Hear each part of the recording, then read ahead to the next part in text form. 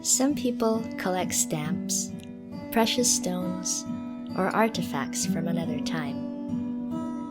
Me, I collect stories. I love stories that come out of conversation because they hold so many things all at once. Memories, emotions, lessons, new perspectives, comic relief, and so much more. They have the power to move us, to open our hearts, to connect us, to heal us. Stories offer a window into another person's universe, and I get to see what it's like to experience life from their eyes. They are an invitation to celebrate what makes us unique and what makes us the same. But most of all, I love how stories bring us together, how they harmonize us, how they remind me that each one of us is an essential voice in one glorious symphony. Welcome, my friends, to the harmony of stories.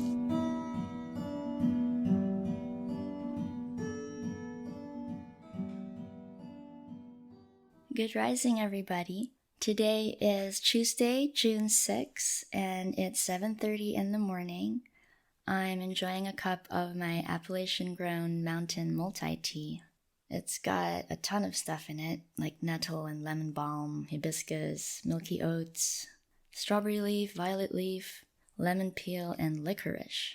If you live in southeastern Kentucky or near the Cumberland Gap area in Tennessee, I invite you to visit my friend Chelsea's charming herb store. That's where I got my tea from. She makes the best tea blends, and they offer a lot of other herbal medicine products as well.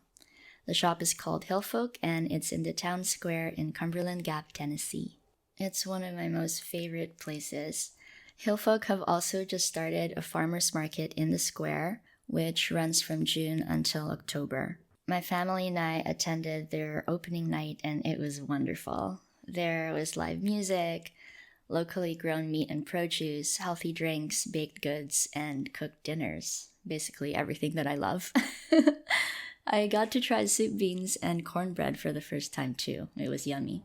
Anyway, I have a very powerful episode to share with you today. I sat down with my friend Heaven and we covered a lot. She spoke on topics that both she and I are passionate about, like homeschooling, hospital and natural birth trauma, permaculture, motherhood, vaccine injuries, and healing from disease naturally and holistically. Having myself experienced trauma and dissonance from the healthcare system, the topics Heaven and I talked about are ones that I hold close to my heart. I'm very passionate about empowerment, self-advocacy, and learning how to tap into your own healing abilities. Also, the rise of the divine feminine is something that I care about deeply and has been a huge part of my journey in this realm. People all over the world are reclaiming their power and remembering who they truly are. It's nothing short of stunning to witness, and this episode speaks to that energy a lot. I am just so impressed with Heaven. She shares incredible stories of healing herself from debilitating illnesses, particularly PCOS and IBS. Heaven and her stories of overcoming adversity and coming out the other side happier and stronger than ever. Just wow. She is a testament to the strength and resilience of women and the fire that is motherhood and the undying flame that is the human spirit. Heaven is currently studying to become a doula, breastfeeding counselor, and lactation consultant. She does a lot of work in those spaces and others. If you would like to connect with her, you'll find her social media pages in the show notes. She has put together an amazing resource which she offers for free called Heaven's Birth Binder, a holistic guide to a spiritual and natural birth. You'll find a link to that in the show notes as well. This episode is a hard-hitting, emotional one. I know you'll get a lot out of it, just as I did. I mentioned a line from a song during our conversation. It was, "Everything that looks bad is a blessing, carrying us to know our very strengths." is from a song called This Is What Our Love Looks Like by Jason Mraz, and that is our song of the week. Links to that in the show notes. The two books that I mentioned are Vaccines, Autoimmunity, and The Changing Nature of Childhood Illness by Dr. Tom Cowan, and Women Who Run with the Wolves by Clarissa Pincola Estes. Highly recommend those. I'll include those titles in the show notes as well for anyone interested. I have a couple more things to share with you before we begin. There is a huge world-shifting online event coming up that I invite you to join. It's called The End of COVID. The End of COVID is exactly what it sounds like. For the first time ever, my favorite people in the sovereignty and health freedom space are coming together to educate the public on a mass scale about everything that's transpired over the past 3 years. With over 88 sessions, The End of COVID will cover everything from electron microscopy to masks. We're going all the way back to the origins of the germ theory of disease and touching on every so-called pandemic up to the present. Exposing the granular details of these concepts to the masses is the only way we can put an end to this fictional reality show once and for all. The End of COVID begins on June 20th. You can sign up to watch the sessions for free. You'll find links to that in the show notes or go to my website, wildflower.cloud/links. I promise you this is going to be beyond excellent and you won't want to miss it. Please help spread the word as well. Another thing that you won't want to miss is the Law and Sovereignty Q&A by Greg Paul and John Little, which will be on during the End of COVID. This is a powerful and potentially life-changing Q&A. It's a massive effort with a substantial amount of work having gone into orchestrating a profound educational experience for those who sign up for it. It's completely free as well, and you'll find links to sign up to that on wildflower.cloud/links. Greg and Paul of The Sovereign's Way have been a significant part of my self-reclamation journey. It really helped me to pull myself out of a state of fear and lack, as it dissolved all the beliefs and assumptions I previously had about governments and the legal system. It also taught me how to interact with said system, which in reality doesn't truly exist. Finally, this podcast is sponsored by my own business, in which I get to spread the word about the biggest breakthrough in the health and wellness space that we will see in our lifetime. It is the only technology in the world that can increase, clarify, and amplify how the cells in your body communicate with each other. It is completely clean, safe, and non-toxic. Any challenge you can think of, we are seeing astonishing results. If that is something that you'd like to learn more about, you can book a call with me at wildflower.cloud/book. Alternatively, you can learn a bit more if you go on the Support My Work page on my website and scroll down to where it says ASEA. I recently learned and shared with Heaven that ASEA increases the effectiveness of the glutathione that your body makes by 500 to 800%. It is therefore the most immediate way to boost natural glutathione substantially that we know of. Low glutathione levels are associated with over 200 diseases or conditions, including ADD, Alzheimer's, anemia, arthritis, autoimmunity, stroke, eczema, diabetes, colitis, and a lot more. And Heaven shared with me that low glutathione is also linked to increased risk of adversely reacting to vaccines. She said this was discovered because Tylenol depletes glutathione, and it's been found to weaken the immune system this way, leaving the child more susceptible to injury. I am really excited about ASEA because I know that it will help a lot of people who are struggling with their health. This is a real game changer. I hope you all have a peaceful day. Enjoy episode 12. That's my favorite number. I'll catch you later. So, good afternoon, everybody. It's Sunday, and I have my good friend Heaven here. Yes. Heaven is somebody that I met in Texas. How long ago now? Probably 2.5 years, right? Well, I feel like it was a lot longer than that, because I feel like it was at the farmer's market when I only had Nyla. Is that where we met? I think so. I was working for my grandparents at the farmer's market, and I think I met you there. Oh my gosh. Yeah. I don't remember that. I'm so sorry. I think we met like once, and then she added us to a group chat together, and it kind of like died out a little bit. But yeah, so the first time we met was probably almost like 4.5 years ago. Wow. 4-ish, yeah, somewhere around there. Oh, So. I could give you a hug. That's so cool. Yeah, so I've known Heaven for a little while, but mostly we were text messaging. Yep. And we met through her grandma, and for our listeners, for our regular listeners, Rabka is Heaven's grandma, and I interviewed her for, I believe, the 3rd episode. Yes.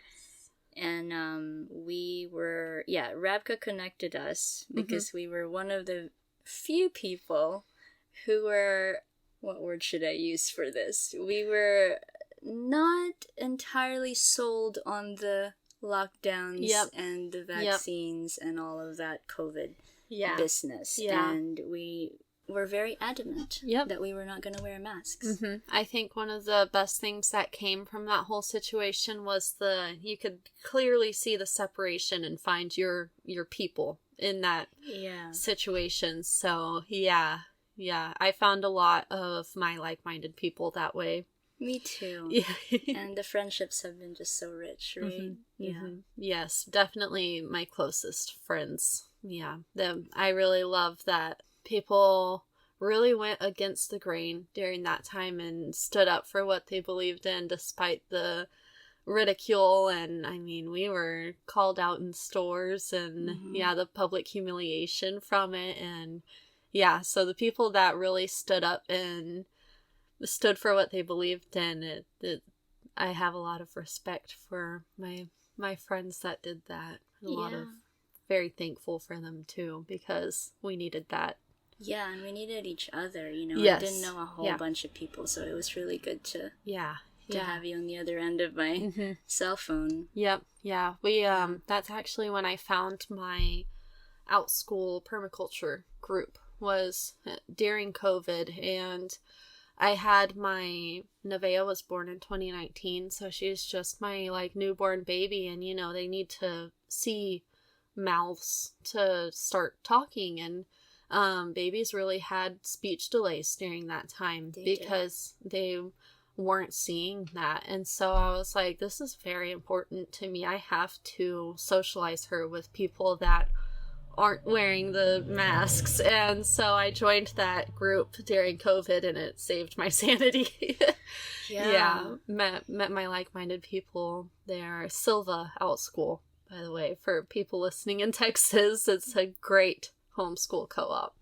Wow, this is in North Dallas, right?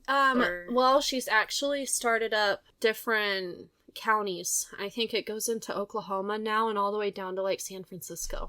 So she's she's expanded a lot, and she's made it quite a bit bigger. So this is an actual co-op, not just a meetup group. Yes, this is a co-op. Parents come together. When I was in the co-op, I think she changed it up a little bit, but this is how it was whenever I was there. The parents would come together, and there'd be certain subjects that we'd make lessons for.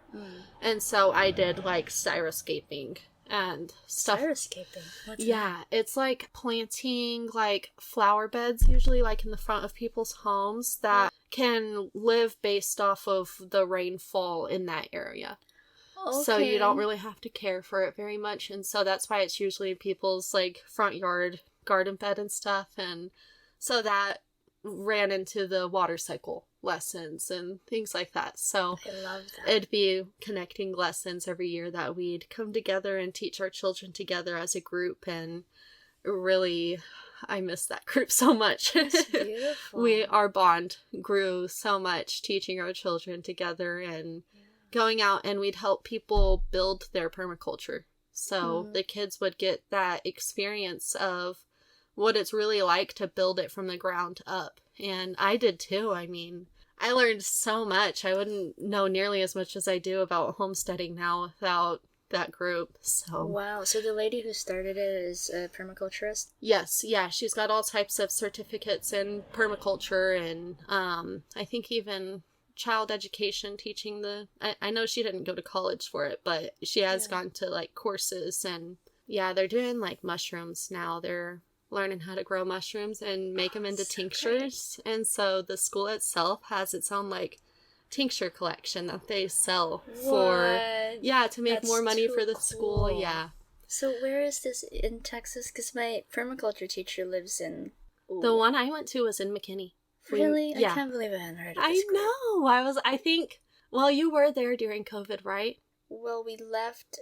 COVID was March 2020 when it started. Yes. We left September of that year. Mm-hmm.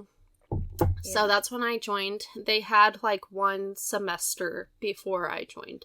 So you left right. Yeah, it was very new. Yeah, it's got a couple years under its belt now, but yeah, it was very new when you were in there. Wow. Yeah, I love that group though. Like I said, it introduced me to so many like-minded people, and then I went on to make just a mom meetup group. It wasn't very like homeschool serious, but I did bring like some lesson plans sometimes for the kids to do, but it was all like child led. They did it if they wanted to. And so we started meeting up weekly, and yeah. I would really miss them too. Mm-hmm. That sounds perfect. Mm-hmm. It was, yeah. But I'll find those people here, and I'm kind of trying to start up my own little co-op. Yeah, the meetups I go to during the summer, I bring Montessori-based lesson materials, and it's still child-led. It's not really like, okay, we're going to sit down at this time and, but yeah, I'm trying. Did you use a lot of native plants when you were doing the escaping? Yes. So it was all, for Texas, it was like succulents and cactus and stuff like that, the things that would survive without like any rainfall. Yeah. So yeah. But here it would be, the xeriscaping would be completely different. Yes. Pretty much anything, I think. I had a neighbor and a friend also who, they were part of the Native Plant Society. Okay. So they gave us a lot of native like seedlings. Wow, that's so cool. So our garden was lots of native supported plants. by the free plants. Cool. That's awesome. Yeah. I can't remember now. There was like, Turk's Cap is a good one. Really? That's very drought tolerant. Okay, cool. And there was one that kind of looked like... the Mistflower, my favorite. Mm-hmm. I don't think I know that one. Yeah, there are loads of really... But I was blessed to know these people. Yeah, that sounds amazing. Yeah. Yes. Community. So, I love it. How did you get started with homeschooling? So, it was really I just don't co-parent with the government. I don't want them in my business. I don't want them raising my children.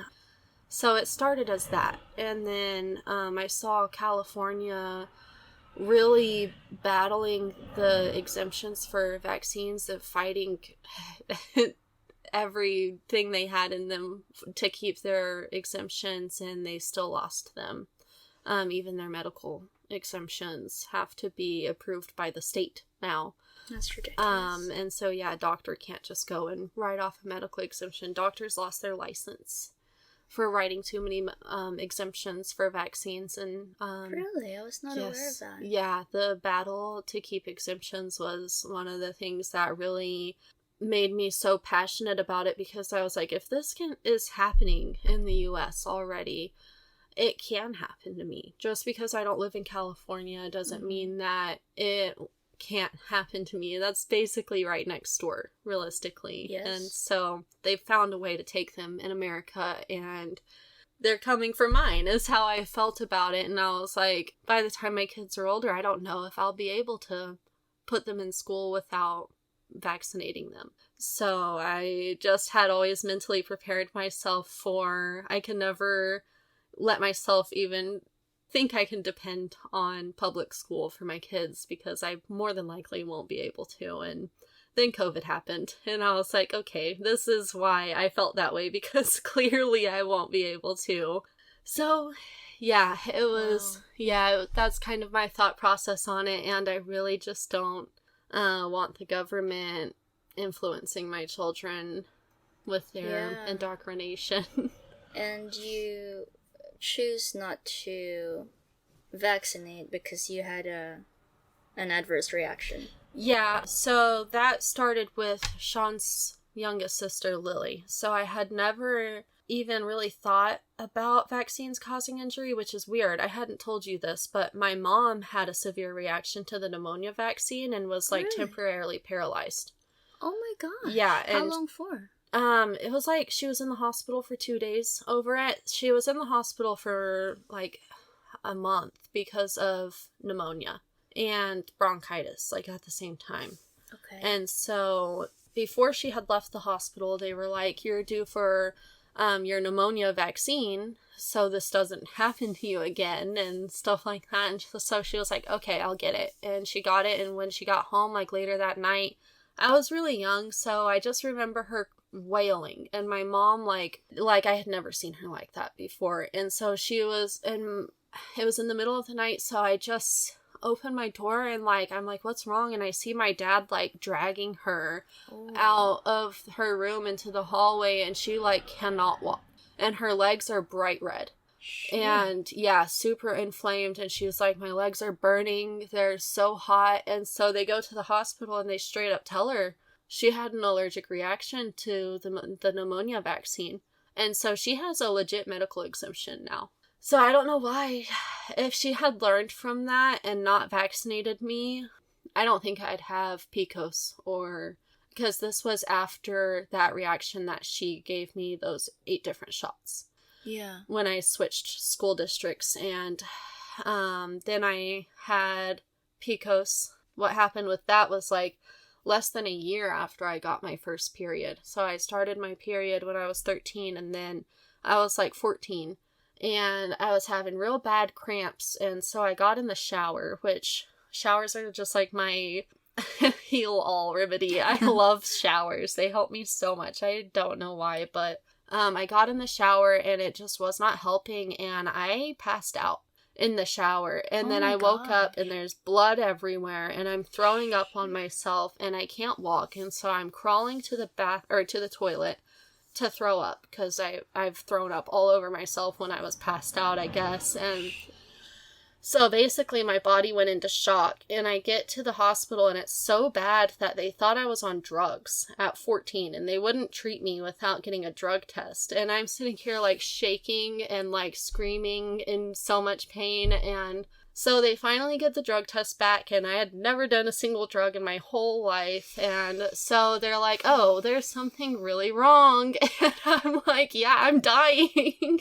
There's blood all over me. What do you think? Jeez. And yeah, so they finally do a CAT scan, and they see that I had a very large ovarian cyst rupture on my left ovary, and it did damage to it.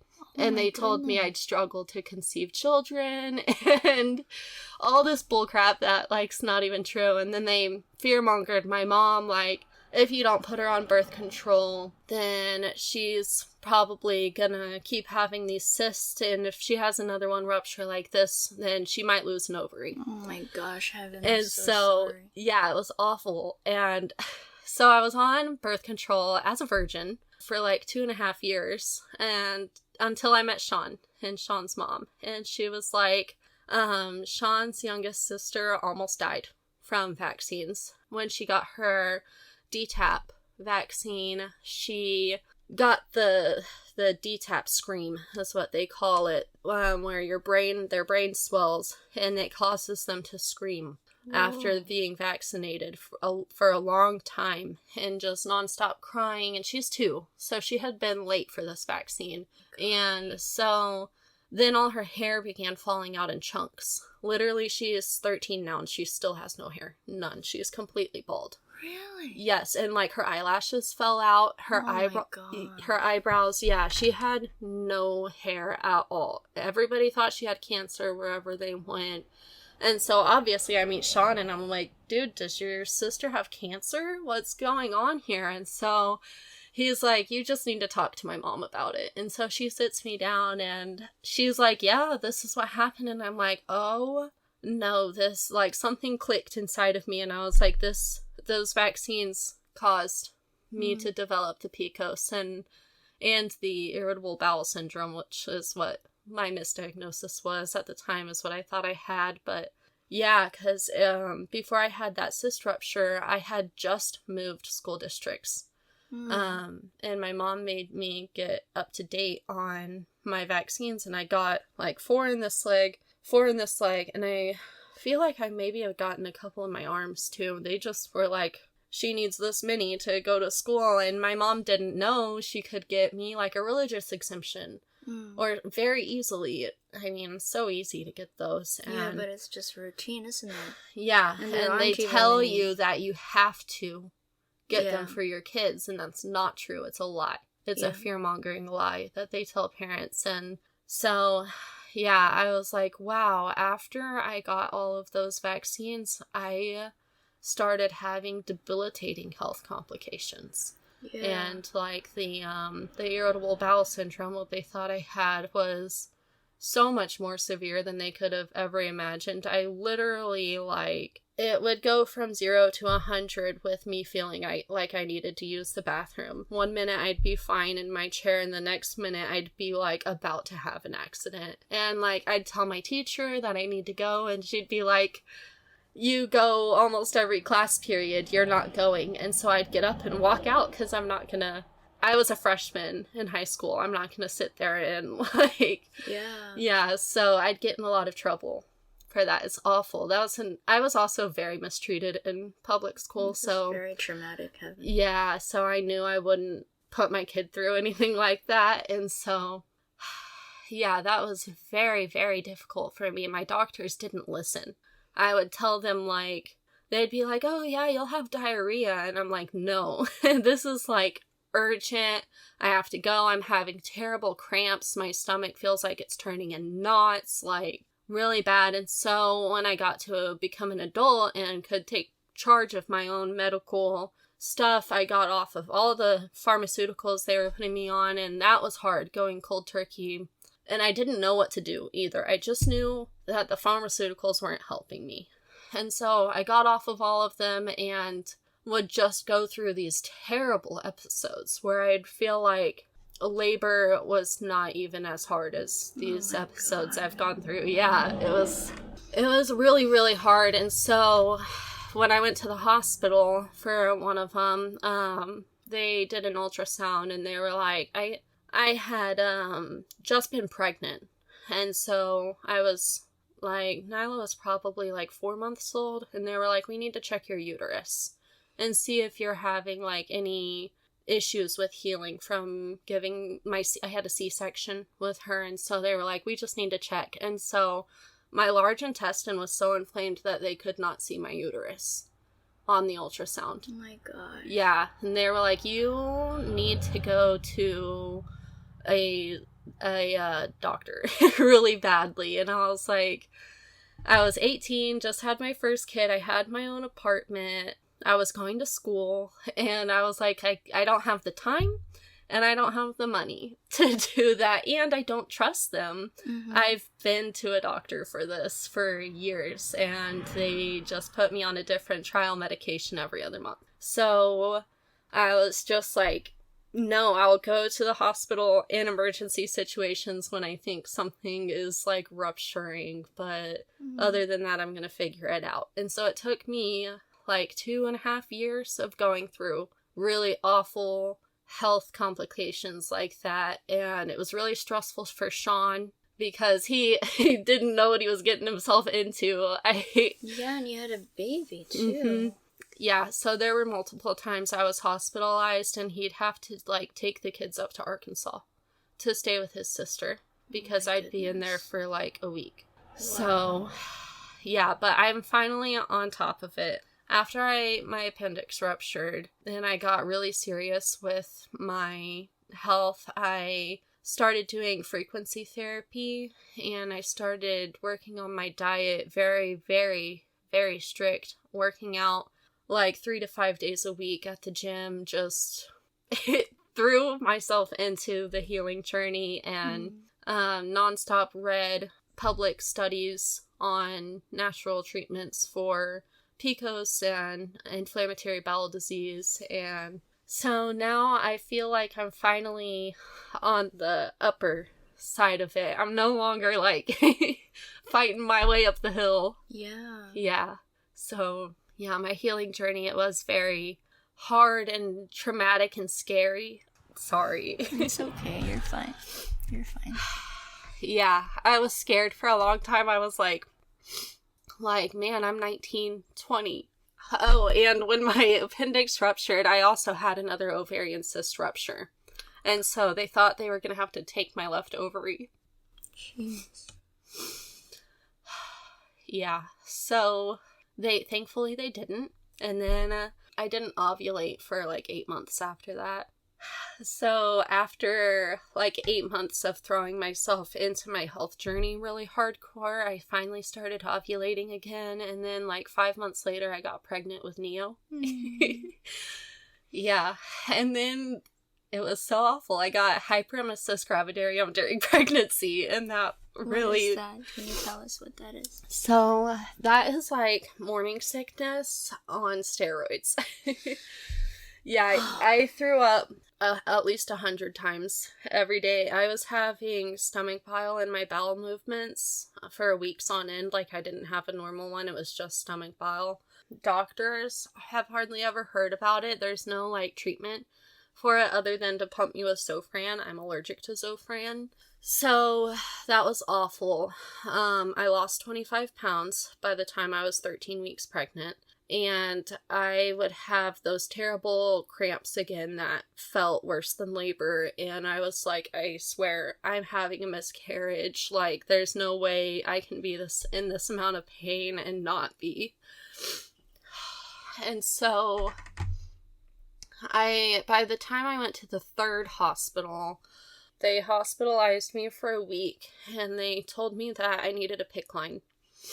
And so, do you know what that is? That's where they, like, put a line in your neck, and it has, like, a feeding tube and stuff. Yeah, you can't eat, and so they feed you this way. You get nutrients that way. And so I was like, no, I'm not doing that. I know, Neo also had a single artery umbilical cord, and so... he was only getting half of the nutrients that he needed. Goodness. So I was like, I need to be eating as healthy as possible. I can't live off of this. Mm-hmm. And my baby can't. And so after being in the hospital the third time for about a week, I was finally able to start holding down things like watermelon and broth and stuff like that. Water. I wasn't able to hold down the simplest things my entire pregnancy up until I was like 13 weeks. And so I lived off of like watermelon and broth and water, and then started being able to eat things like mashed potatoes and stuff like that for a few weeks, and it started getting better and better. But yeah, I wasn't really able to start eating really good until like my third trimester and holding down food and stuff. But by then my liver was struggling really bad. So I felt like I had gotten on top of my health really good. And then, that came in and tackled me. But after my pregnancy, I was determined. I was like, I'm not going to let this throw me off, and I'm going to get back into shape, and I'm going to be in the best shape of my life. And so before my pregnancy, one of the things I was doing was intermittent fasting to help my gut heal, and it was great. I loved it. It was really good for me. But after my hard pregnancy with my liver struggling, I didn't know that a struggling liver can't really handle intermittent fasting, and that it will cause a buildup of gallbladder sludge. And so after intermittent fasting for probably like a month and a half or 2 months, my gallbladder attacked me. So I went to the hospital. They told me it was really inflamed and that I probably just needed to get it removed. And I was like, no, thank you. I know what's causing this. I'm going to go home and heal myself. And they were like, good luck. I don't think you can do that. And I was like, well, watch me. I'm going to. And I did. And my gallbladder has never struggled again since then. Wow. And I think it was like 6 weeks after that, I ran a 5K.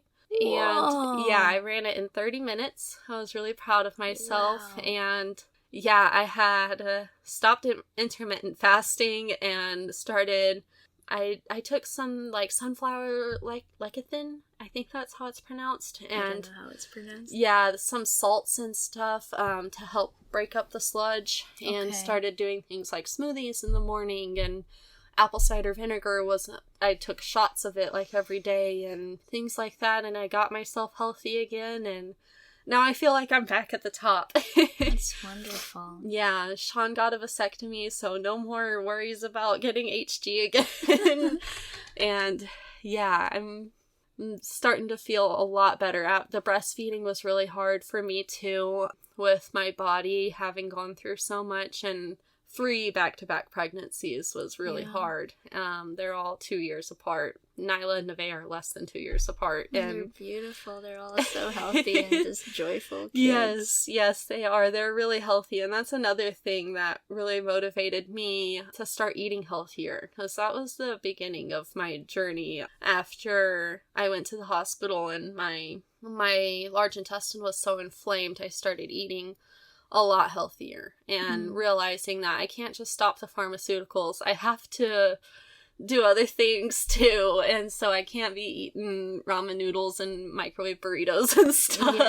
Yeah, I need to change my life. And that was also around the time Nyla was about 6 months old, so she was about to start eating. Yeah. And so I was like, I also don't want my kids to go through this. Yeah, they eat all organic, and they're the healthiest little things. They're healthier than me, literally. And yeah, I'm really proud of the 360 lifestyle we made in order to heal ourselves. And and we can heal. Your body can heal. And for a long time, I felt doomed, like I was a 20-year-old stuck in an 80-year-old's body. And that I was just so worried I wouldn't be able to heal. I was like, I've been through so much. My body can only take so much, but you can. Your body is constantly regenerating, and yeah, it can heal for sure. Yeah. Your body loves you unconditionally. Yes. It's always trying to reach homeostasis. Yes. Yeah. Wow. You know, not a lot of people would do what you did. Yeah. Where do you think you got your strength and determination from? Having my babies. If it weren't for having babies and being so sick in the hospital and knowing that I have babies at home, like I can't just be going to the hospital with a ruptured appendix and having a 3-month-old baby at the house. I was a stay-at-home mom. I really only had my mom as help. Sean's parents are not in the picture. So, and my mom worked a full-time job back then. She was teaching, and so I was like, man, I don't have anybody that can just like step up where I'm supposed to be. I need to step up, and I need to heal myself so that I can be a mom. And yeah, it was really hard, especially because I was like 18, 19. Very, very young. How old are you now, Heaven? I'm 24. I just turned 24 in February. Yeah. So it's been a climbing up healing journey up until about like right now. I'm starting to feel really good. I have so much energy all the time, and I don't have to worry about, oh, I can't take the 1.5-hour trip to see Francis because what if I have a episode in the car on the way there and I'm stuck in a gas station for 30 minutes because my stomach is trying to kill me. Like, so it was also very debilitating on my life. My quality of life was much worse when I was back then. And you know, when you eat low vibrational foods, you are low vibrational. So I was struggling with my mental health and depression and anxiety all the time, and insecurities. And yeah, I used to not be able to go out without having every inch of me shaved and my whole face covered in makeup, my hair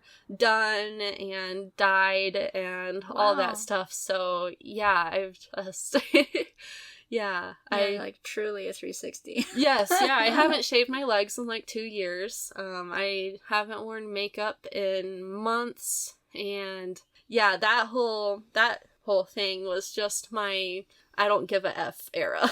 I don't care what people think about me anymore. That was very important for me because I used to care way too much about what people think about me, and all of those things I was doing was to please other people. And I couldn't imagine myself 5 years ago leaving the house without a bra on. Like, I would be mortified if I forgot my bra back then. And so, yeah, I have been worn a bra in probably over 6 months. And, yeah, that's so... I just quit doing things that are for other people and have no benefit to me, really. And so that's been a lot of help for my mental health, too. Yeah. Yeah. Wow, you're a strong lady, and that's an inspiring story. Yeah, it's just really, I know where I want to be, and I have to figure out what to do to get there. So, yeah, doing those things that made me feel a little bit uncomfortable at first, but it was just really thinking through it, like, why do I care so much, you know, and will these people actually even care? Probably not. Yeah, So, yeah, it was... Yeah, it's weird that is so heavily pushed onto women, too, and I didn't want my daughters to feel like they also had to do things to please other people. I'm very passionate about that. Yeah. I gave you that book. Did you have a chance to look at it? No, I haven't. No, I've been running all around. No, I have not gotten to read it yet. It's very, very potent medicine for women, this book, so you would probably... I need to have some space. Yes, yeah, and like, when we are in our resting phase of life is what I call it, when we're in the camper and we're able to finally just relax and lay down for a little bit and be slow and quiet for a while, I'll be able to pick up my books. Like I told you, I have a huge book collection. I've barely read any of them. Really only the ones for doula school are the ones that I've gotten to read. Tell us about that. So Heaven is studying to be a doula, both birth and postpartum, and also breastfeeding counselor and lactation consultant. Yes. So that all started with more trauma from the healthcare system. I trusted my doctor when I was 18 and pregnant, and I saw the first red flags whenever she started telling me my baby was going to be too big to birth vaginally at only 39 weeks pregnant. And I wanted to switch providers, and I had this terrible gut instinct, and I even asked them if I could, but they were like, well, you have to pay like $50 to release your medical information, and I didn't have that. I didn't have $50, and so I was like, you know what, I don't have any other real reason, and if I don't want to induce, she can't make me, you know? And so 42 weeks rolls around, and I'm like, how am I still pregnant? Oh, no. And, you know, it's really normal for first-time moms to go overdue like that, and people are so not used to it because of induction. Right. And so now I'm like, I wish I could go shake myself a little bit and be like, you're fine, just give your baby all the time she needs, not to mention the fact that the way they calculate your due date is based off of a method that they developed in like the 1700s. You're kidding. No, I'm not. And they've kept the same method. And it makes I'm shocked. Yeah, and it makes no sense because they base it off of your period when, like, I have PCOS, and so I ovulate later than women normally do, and so my due date's gonna be later because I ovulated later. So I probably wasn't 42 weeks pregnant, but that's what they said I was because of the stupid wrong due date calculator that's unbelievably out of date. So yeah, I listened to her when she told me if I waited any longer my baby would really be too big and that I would have to have a C-section. which is ironic because I had to have one anyways. So 1 out of 3 first-time moms that get induced actually have C-sections. Really? Yes, the C-section rate in America is over 30% of women. Yeah, it's insane. And had I known these things when I was 18, I would have ran for the nearest midwife. But I didn't know these things. And I also didn't know that you can get a midwife while on Medicaid. And yeah, midwives take Medicaid. And so I got induced. That's my biggest regret ever. And it went awful. I was in labor for 13 hours and I didn't dilate at all. And they just kept upping my Pitocin. And so they were like, maybe if we just make the contractions harder, the baby will come out. No, she had nowhere to go. And it was just like beating into my cervix. And the pain was unbearable. I almost passed out. Oh my goodness. When I don't even remember getting my epidural because the nurses had to hold me up. Because I was like passing out. I wanted to have natural birth very bad. And I wasn't able to. I literally would have passed out. And so when the epidural happened, everything went south. And my baby was not able to handle it. And she went into severe fetal distress. Oh my God. And so they popped my water and realized that she had had a bowel movement from the stress. And so she swallowed her meconium. And when they pulled her out, her heart rate was 12 beats per minute. Oh my goodness. And it was like 170 when we went in there. And they do C-sections at 60.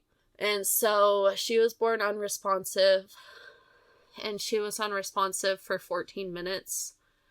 And they were doing CPR on her. And I started hemorrhaging. So it was just like the worst experience of my whole life. And after that, I educated myself, which I should have done when I got pregnant. But it took that experience for me to be like, wow, if I ever want to have another child, I have to know better. And so when I educated myself, I was like, everything they do in birth is wrong. Everything, every single thing they do, from the outdated way that they tell you how many weeks you are to the way that they tell you to push your baby out. Everything is wrong. It just seems really invasive now when you think about it. Yeah, it is very invasive. Women feel like they don't have any control. They feel like they are victims and that they can't do this by themselves and that they have to rely on doctors. And it's just, their power has been taken from them. So after I educated myself, I felt like I took my power back a little bit. Yeah. And I found myself a midwife. And I was 20 when I had Nevaeh. I think I was 20. I was still not as educated as I am now. And I went overdue again. I don't know why I go so overdue. I guess it's because I ovulate late and my babies just like to stay in a little bit longer. And so, I made it to 43 weeks pregnant that time. Wow. And my midwife dropped me from her care. Yeah, she said that my Medicaid would no longer pay for my birth if I gave birth with her or anywhere. And that I'd have to either get induced, which I was like, never, ever, ever again will I ever do that. And so I got another C-section. And I was not expecting it. It was when I was 43 weeks pregnant, that she told me she was dropping me. She didn't tell me that she would do that at all prior to getting there. She said this is the only time that's ever happened. And I was like, well, strip my membranes. Let's try whatever. I don't want a C-section. I'll try anything. And so she tried. I was not even dilated enough for her to strip my membranes. And so it was either that or I give birth unassisted at home at 20 years old after a C-section. Yeah. So I was really scared and I was like, I can't do that. So I just opted for the repeat C-section, and that was so traumatic for me that I almost got my tubes tied. And then COVID happened, and I literally had gone to both of the 2 appointments you have to go to before getting your tubes tied. And then they told me they canceled my surgery because it was not a necessary procedure. Wow. And so I was like, great, I can't do birth control because of the whole PCOS thing. I'm trying to naturally heal from that. And I have PCOS, and so tracking my ovulation is so hard. It's all over the place. My period was not regular yet, and I was also breastfeeding still, and so I was like, what am I going to do? What am I going to do? And getting pregnant again is what I did with Neo after I finally healed myself and was ovulating and having regular periods again. And so I found a supportive midwife, and I told her, I said, we're paying out of pocket and I don't have insurance, and that's because if I go over 43 weeks pregnant, you're still gonna be there. Like, we are doing this, and I'm telling you right now, I'm gonna go overdue. And she was like, no, you won't. We'll get that baby out. And so she took extra courses to figure out how to help women go into labor when they never have before, and what blocks women's ability to do that sometimes. And she became one of my best friends. She did so much for me. And I had Neo vaginally at home a day before I was 42 weeks pregnant. So I dilated all the way naturally, no medication or anything. Yeah, it was really seeing how much a provider makes the difference. Because had I had her with my first birth, I would have never had a C-section. So I was like, this is what I am most passionate about. If I can do anything to prevent a woman from going through the traumatic birth experiences I went through, then I'll do it. And so birth has become my biggest passion. And it was through the trauma that I went through with my first 2 that really opened my eyes to how much people need birth workers. And so, I was like, I feel this such a strong calling to help my fellow mamas that are wanting to have natural births and don't feel safe in the medical industry and don't feel heard and don't feel like they don't know their power. And I took my power back. And what's really funny is that I went on my first OB-GYN, the one who induced me.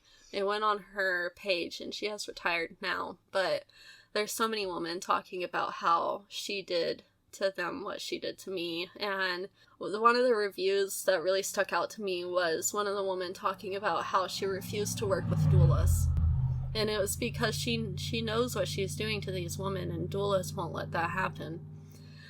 And so, I feel like I wish I could just tell her that I took my power back that she thought she took from me during that for whatever amount of money she got from Medicaid to have my C-section. She tried to take my biggest right to naturally birth my babies. As a mother, I think that's one of the biggest natural rights I should have. But that's, the way things are set up now, it takes that from women. It really does.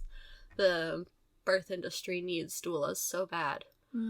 Especially young moms, first-time moms. They're especially vulnerable. Wow, that was very emotional. Yeah, it was. It's a lot to unpack. I've learned, if I hadn't gone through so much trauma, I feel like I would know hardly anything, though. It's really taught me my biggest lessons in life. And right when I feel like I'm doomed and like there's nothing that can help me, like when I was so sick or after I had my second C-section, something right around the corner always comes and picks me all the way back up. And I learned so much during that process, and I don't think I'd change anything if I could go back and do it again, because then I wouldn't know as much as I do now. So, and I'm really thankful that I get to teach my daughters these lessons. Like, Nyla talks about how she just wants to be a stay-at-home mom. Like, when you ask her what she wants to be when she grows up, she just wants to be a mom. And she says, I want to have my babies at home and stuff like that. So that's gorgeous. Yeah, it's amazing. I'm very proud. Yeah. We're cycle breakers. Mm-hmm. Yep, definitely. And it takes very strong people to be the cycle breakers. So yeah, it's very important work. So never discount that at all. Right. There's a line from a Jason Mraz song that goes, everything that may look bad is a blessing. Yep. Mm-hmm. Carrying us to meet our greatest strength. Yes, that's so true. That's probably one of that quote could probably define my life up until this point. Me too. It's been a lot. And the reason that podcasts like this are so important is because there's so many other people out there going through things just like this, and I wish that there was somebody that I could have sat down with back then when I was really struggling and been like, I am going through so much right now and I feel like I'm never going to get through it. And if I could just have someone sit there and talk to me and be like, I've been there and you do get through it and you're better because of it. And yeah, people need to hear that, and they need to know that they're not alone. And there's so many, the community has been so stripped of people that they don't really have friends to be vulnerable with. And people need that, and they need podcasts like this. Yeah, my soul sister, Calibri, she wants to start a podcast that's focused on women's birth stories. Oh, yes, I love that. And I said that is so needed right now. Yes, so needed. And like I said, the C-section rate is 30% higher, a little bit higher, 33% in America. And America spends the most in medical expenses, and they have the highest first-day infant mortality rate and the highest maternal mortality rate in all industrialized countries. Wow. Yeah, the first-day infant death rate is 1,000 times higher than any other industrialized country. Wow. Yes, and other industrialized countries like the UK are very high in home births. Sweden, they have only midwives. Unless you have a high-risk pregnancy, that's when you see a doctor. That's how it needs to be. Yeah. It's very, very disturbing, the situation here. Yes, very disturbing. Yeah. And like I said, with my health complication I had during my last pregnancy, none of the doctors even knew what that was. There was one amazing nurse from Jamaica, and she was like, my daughter had this. And she fought for me because I was allergic to Zofran, and the doctor was like, well, that's protocol, so you need to take it. Yes, literally. And she gave it to me, and I was sleeping when she gave it to me, and I woke up and projectile vomited when she gave it to me. Jeez, and she called the doctor, and she was like, you will never give this to her again. She needs something different. You have to do something different. And so she knew what I was going through, and there are those few amazing nurses. They're angels. And yes, and they are in the pits of hell, I feel like, in there, because the medical negligence is the third leading cause of death here, too. So I did hear that as well, yeah. Yeah, it's insane.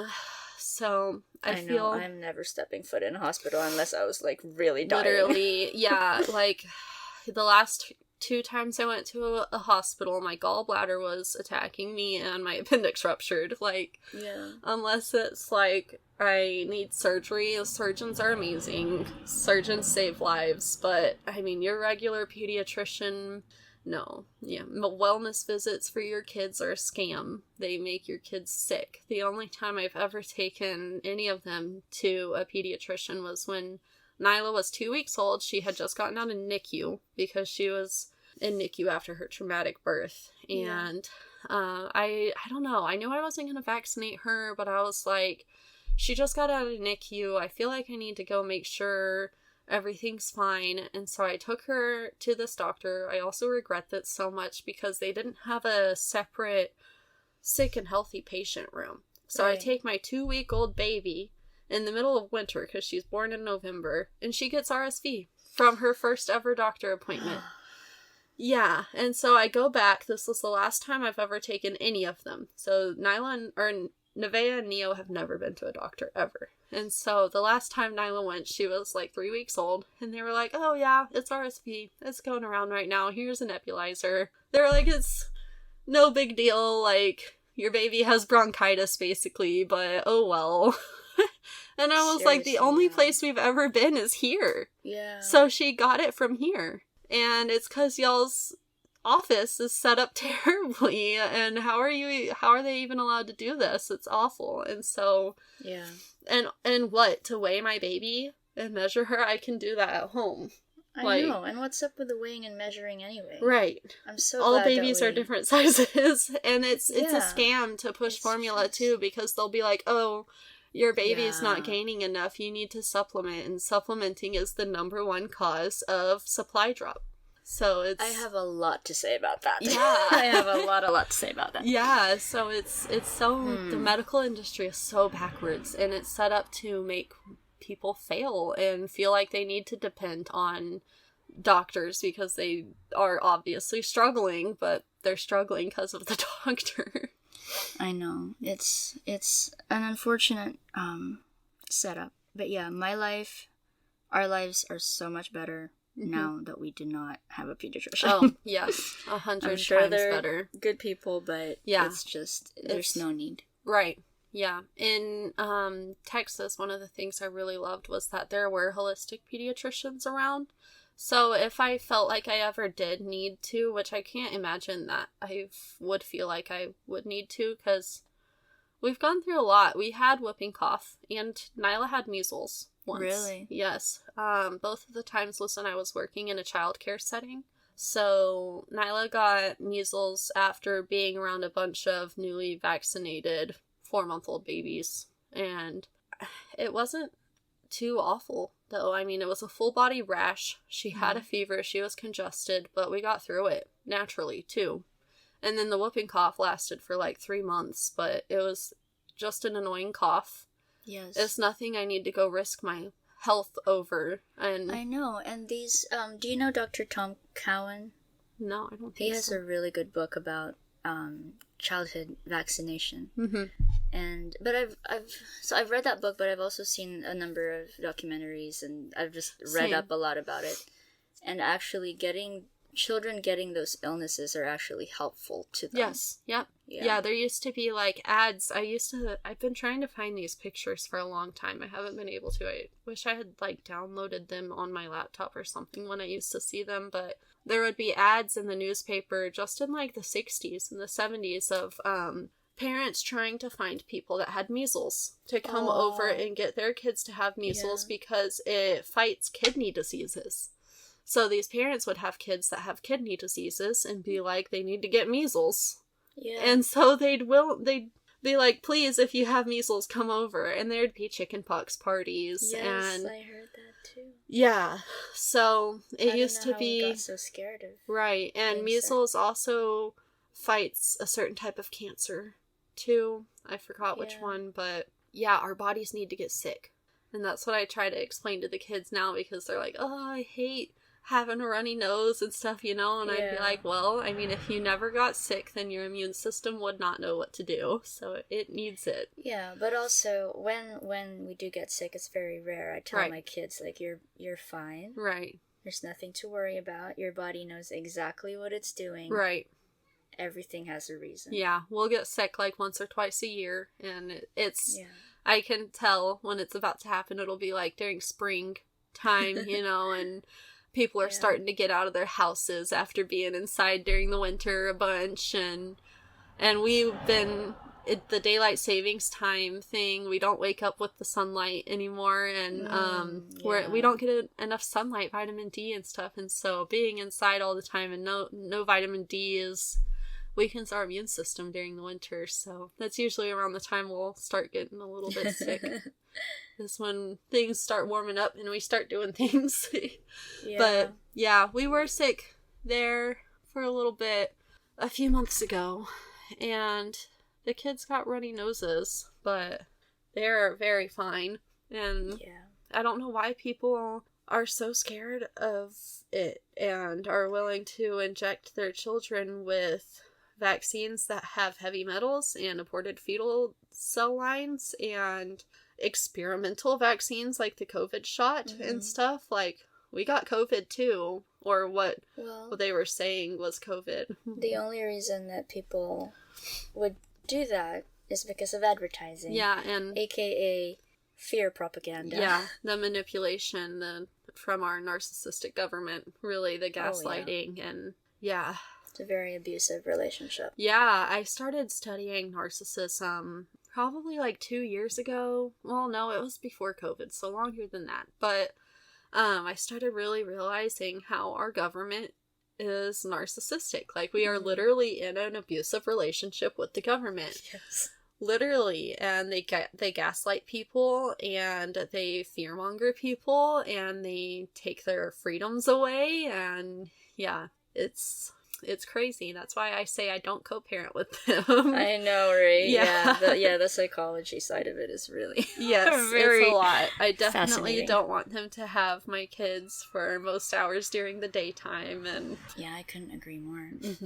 Well, we have done an hour, but I do want to talk about one more thing. Okay. Oh, well, I do have a last question too that I ask everybody. But I could talk to you for hours. I know. So much to ask you. I could talk about this type of stuff literally for days. Yeah, and we might get another chance to sit down again. Yes. You never know. Yeah. I really want to come back to Kentucky. I love it here. Yeah. And yeah, so that was my next thing. If you could, if it's possible, to briefly tell us the story of how you ended up here. Because that was a really... Well, actually, I want you to share with our listeners the story of how you got your camper and you know, because that was all very yeah so we had moved out of our apartment that I had when Nyla was a baby, and we had gotten a rental home. So I felt like we were making steps up in the world, and we're doing so good as young parents and fighting against all the odds, you know. And then a tornado comes through our neighborhood and wrecks the foundation of our home, and the sewer pipes under our house burst. And so it gets, like, condemned by the city, and we can't live in it anymore, literally. And so the people we were renting from were being kind of, like, stingy, and we're like, we'll pay for you to live in a little cheap hotel while we fix this, because we're going to just fix this problem. And so we had to wait for 30 days for the problem to not be fixed before we'd get our money back. Right. And even then, when we get our money back, we don't have a place to stay, and they're no longer paying for our hotel, and we'd have to basically turn around and immediately find a new place to rent and stuff. And so I was like, well, my parents were like, y'all can stay with us. And I was like, okay, let's do that.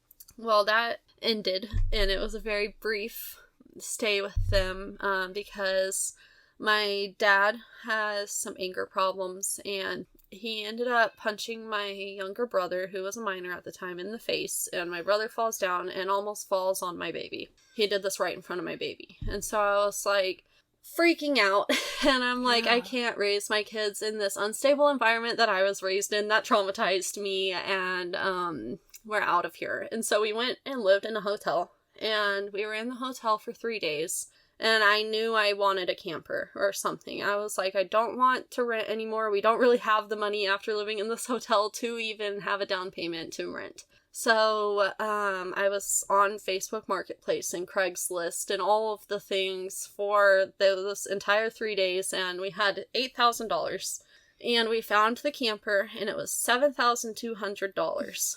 And so we went and bought it, and she was like, do you want to FaceTime before you come check it out? And I was like, no, do not sell it to anybody else, please. I am coming to get it right now. And so we drove all the way to Arkansas from Texas in the middle of the night and back to pick it up. And then on the way back, the axle breaks on Sean's truck.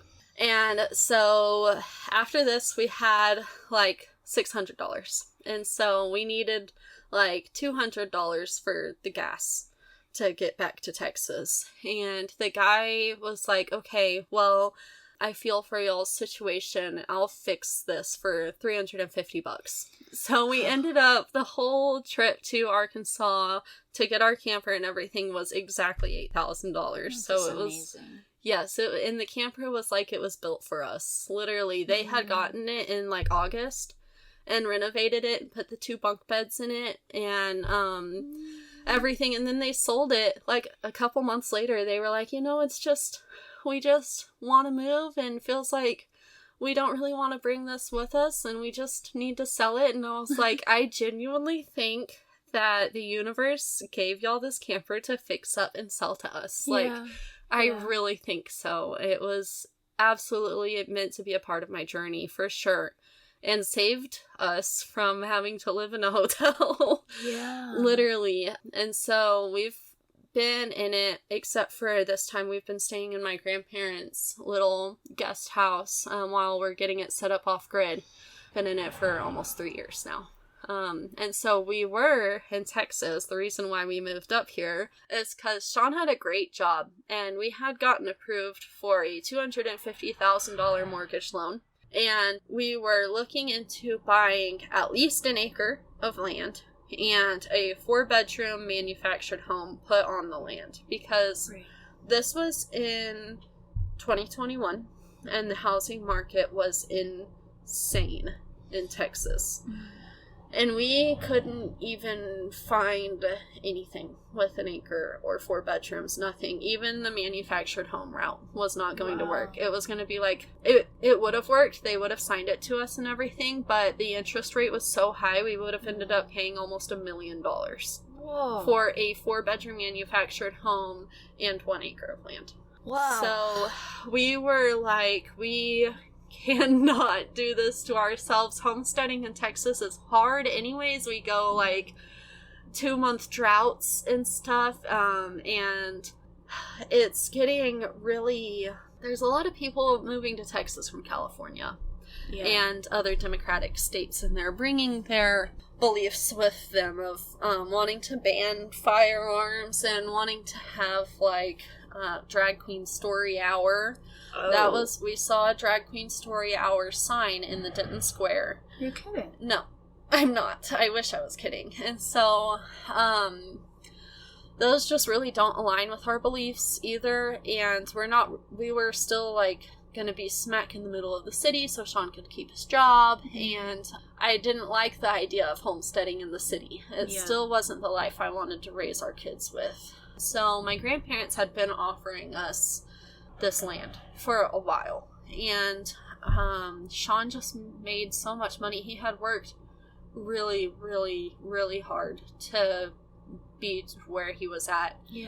And I hated to leave that job because he had an amazing boss and was making money that would provide for us more than we needed forever, and we could go on nice vacations and stuff like that, and it was like, I felt like we were doing really good, and it was scary to leave that.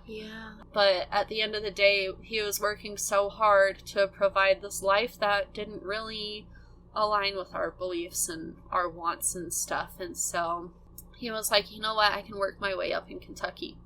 And and so we came here, and we live in the middle of nowhere, and I love it.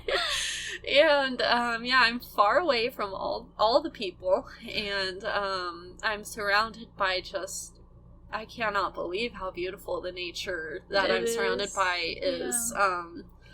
Like 5 minutes away, there's a big, huge, beautiful waterfall and stuff. Like, you'd have to drive hours to find something like that in Texas. And it's basically in our backyard now, and we're almost bordering the national forest. My grandparents are bordering it, and our land almost is, and so we have like families of 20 turkey and deer that live on our property, and those little turds come eat up my stuff out of my raised beds and stuff, but I love it too. I'm like, Yeah. this is amazing. I can't believe this is my life now, and it was a lot to leave, but also so much more to gain moving here. And yeah, I feel so much safer here. Everything is safer, like from driving.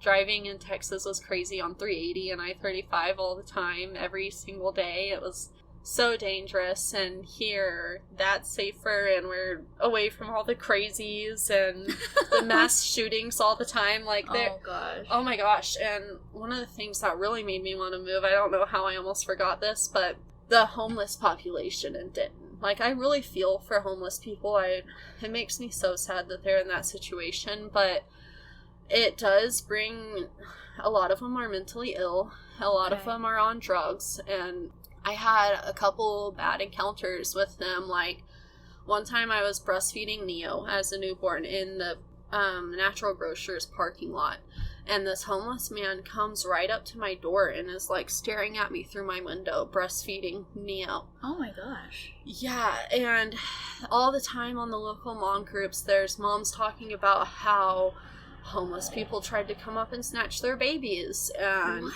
yeah, they started doing this thing where they were like putting shopping carts circling around the moms' cars. Like, they'd figure out, they'd stake out the parking lot and see a mom by herself with her kids, and then they'd put a shopping carts around her car, and she gets out there with all her babies and she can't get in her car without putting her babies down and moving the shopping carts. Like, scary, thought out stuff. There was a huge human trafficking bust done that included lots of homeless people, but also judges and nurses and police officers. And yeah, scary. And I-35 is one of the most frequently used highways for trafficking. And yeah, it got really scary in that area. And I was like, I felt like I was a walking target everywhere I went. I'm this very young mom with 3 beautiful children, and I literally had pepper spray on my keychains, a taser on my purse, a gun in my purse. Like, wow. I was so scared to go anywhere, and even then I still didn't leave the house without Sean. Like, unless I was going to the park to meet up with my mom friends, and I didn't even like going to the park by myself either. So yeah, there'd be homeless people in the park. Goodness me, Heaven. Yeah, they'd go into the bathrooms in the park and do whatever, you know, or at the splash pads. They'd take showers in the splash pads at the parks. So yeah, the homeless population was getting out of control. And I was just, there were so many reasons why I was like, we have to get out of here. I love Texas. I'll always be a Texan at heart, but I can't raise my babies in that situation. Maybe if I could move to like East Texas and be in like the country, but even then Sean would have had to quit his job, and it would have been a complete lifestyle change still, without really being in an area that I'm like, oh my gosh, I love this. Yeah. And I love Kentucky so much. It's, the nature is everything we could have asked for. It's extremely beautiful. And it's so much easier to homestead. Yeah, it's just basically like the rain will take care of my garden. Like, exactly, right? Yeah. You don't have to supplement. Right. It's a long growing season. Yes. Yeah. So I was like, there are a million things right with Kentucky, and there's a million things wrong with Texas. So yeah, people here are like, why would you leave Texas and come here? Like, I know, everyone's like, why are you here? Right. In Barberville. Like, what? Yeah, I'm like, y'all don't know what y'all have here. It's awesome. I know, they really don't. No. They take it for granted. Yeah, that's sometimes when we're driving around, I'm like, man, our kids are gonna just grow up with this. This is just gonna be like their normal life, and they're not gonna know what they have. Except when we travel to Texas to see our family and friends, they're gonna be like, man, everything's dry and it's so flat. I know. Yeah, we're gonna go traveling soon, and we'll probably be like, yeah, Kentucky was pretty good. Yeah. Right? Yeah. When we go to Florida, we're driving through North and South Carolina. We're going, like, It's a little bit longer of a drive, but it's so much better because we get to see the beach like the whole way. And oh, gorgeous. I've never been there, so you're gonna love it. yeah, I'm excited to see what those places are like too. I never traveled growing up. My mom got pregnant with me at 16 and had me at 17. Yes. Wow. So I grew up very poor, and this was a huge move for me, the traveling, and yeah, I have gotten to see so many new places. Just since moving here, I've been to 4 new states that I've never been to. So yeah, and I'm about to go through so many more new states. Yeah, I'm really excited. Well, you've created a beautiful life here. And thank you. Yeah, it's been a heck of a ride, but it's been awesome. Yeah. Oh, thank you so much. Your stories are just very...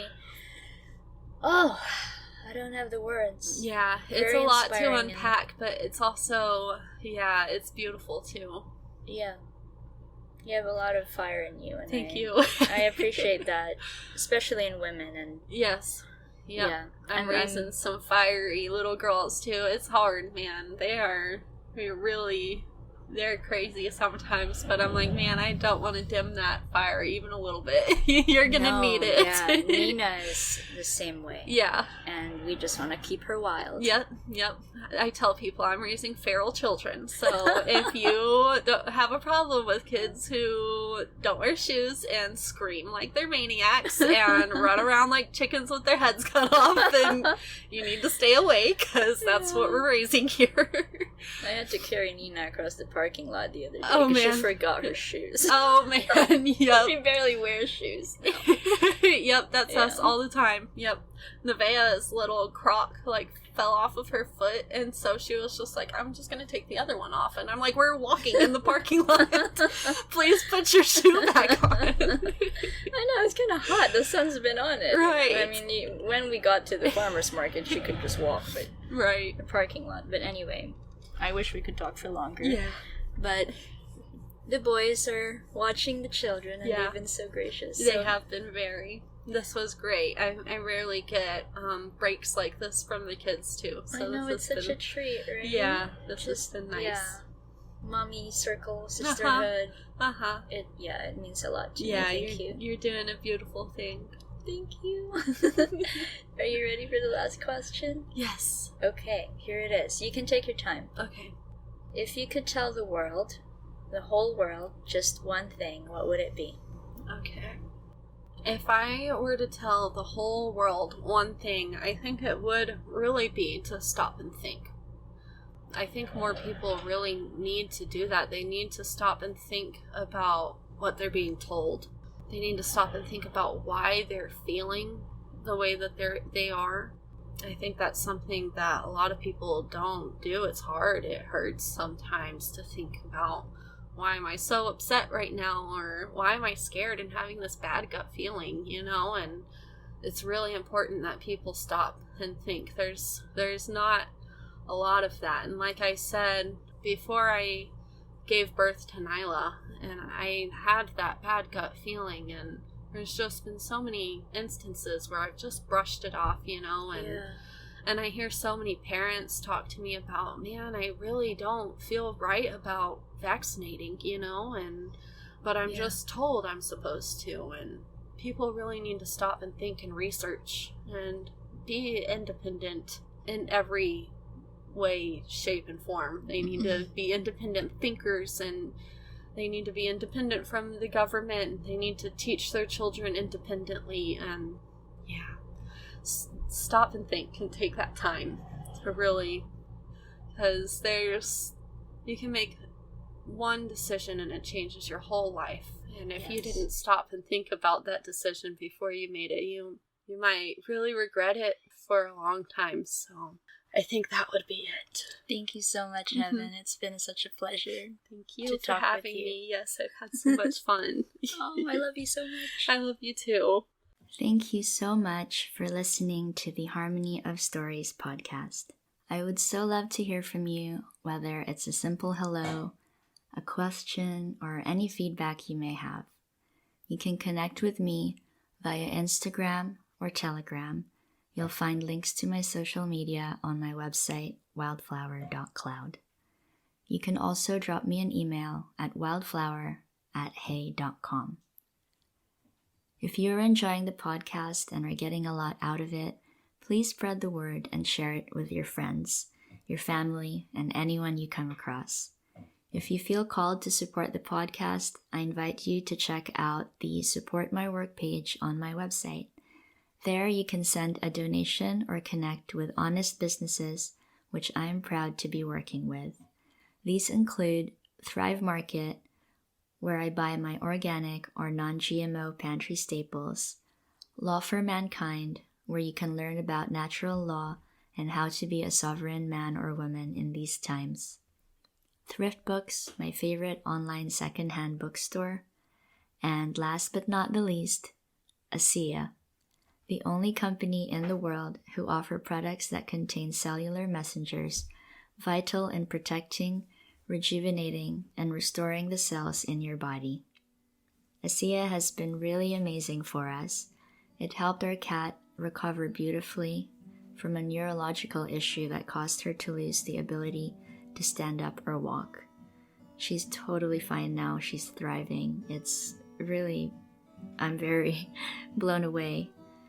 And when I shared the ASEA Renew Gel with my neighbor Chris, who had a very swollen leg, he texted me the next morning saying that the swelling had gone way down and that the pain is half what it was the night before.